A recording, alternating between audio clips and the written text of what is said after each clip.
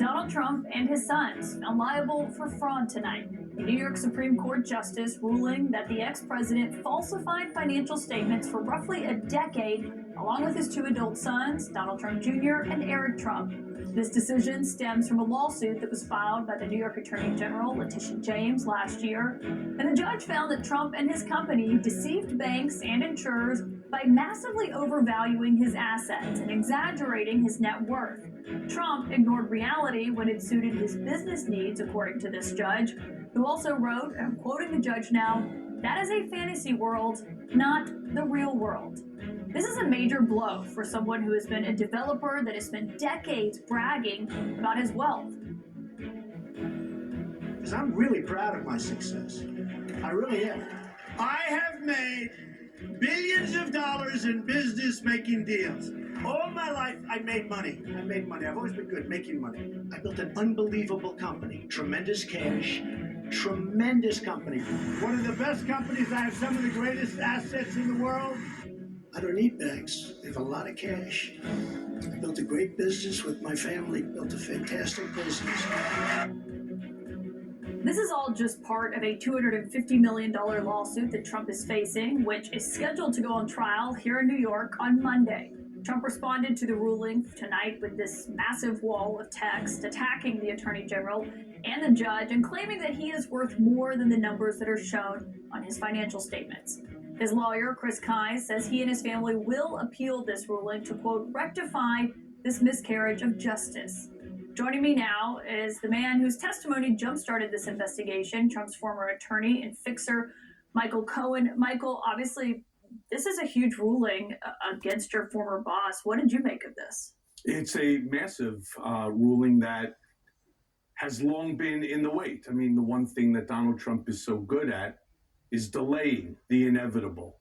And Judge Engoron really had enough. He had enough. I mean, some of the language that was used in this 35-page decision demonstrates exactly this point, that he just had enough of the games and he was not going to allow Donald's delay tactics to continue. Is your understanding, I mean, is Donald Trump still in business in the state of New York after this ruling and what the judge ruled about his business certificates? The answer is no, because what ultimately happens is the Attorney General will cease to allow those companies to exist by pulling the licenses, by pulling its license to be active in the state of New York. So all of those assets will end up going into some form of a receivership. And as a result of the receivership, the companies will end up getting liquidated, especially now that this case is no longer solely about, all cases are bifurcated. So the first part is the liability. The second part is damages. There is no more issue of liability. The judge has already determined that the fraud existed. So now it's just an issue of damages. So they're obviously going to try to appeal this. We heard that from the Trump attorney, but you're saying that if they don't, if this stands, that places like Trump Tower in Midtown that has his name on it, that's no more. Well, Trump Tower, let me be clear, because a lot of people don't understand this. Trump Tower is a condominium, meaning that each and every one of the units are owned in what's called fee simple absolute.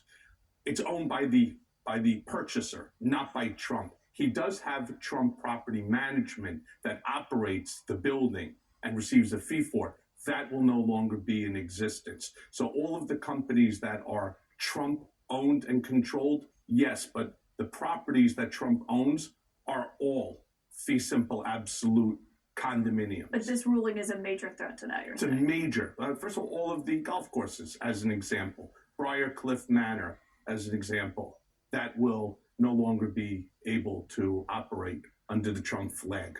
I mean, as someone who has touted himself long before he was president as this major developer, I mean, what do you think his ruling or his reaction is to that tonight? Well, I had said, and Jamie Gangel actually parroted me today on one of the other CNN shows, that if you really want to get to Donald, the way to do it is through his bank book. Not by saying, oh, he's a narcissistic sociopath, or, look at, he's definitely not 6'3", and he's not 215 pounds. You go after the wallet. Once you start hitting that bank book, that's what really gets to him.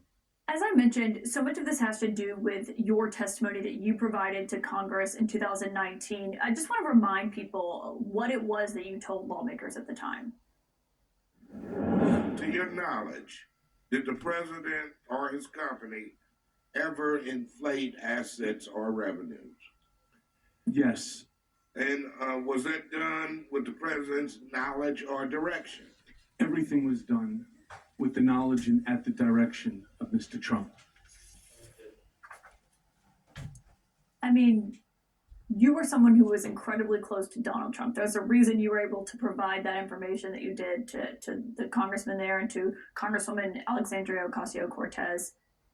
Do you think he regrets that your relationship was severed now that seeing how this ended up? If one would say that Donald was normal, like most human beings, they would say absolutely it was a grave mistake. But Donald doesn't see things that way. He may feel it when he's by himself and reflecting upon it, but when it comes to openly acknowledging and admitting, Donald is incapable of fault.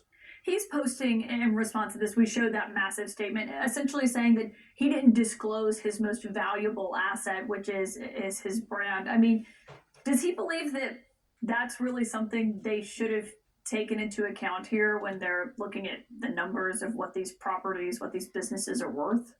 Yeah, look, again, when it comes to the value of the brand, sure, there was a value to the brand. What's the value of the brand now?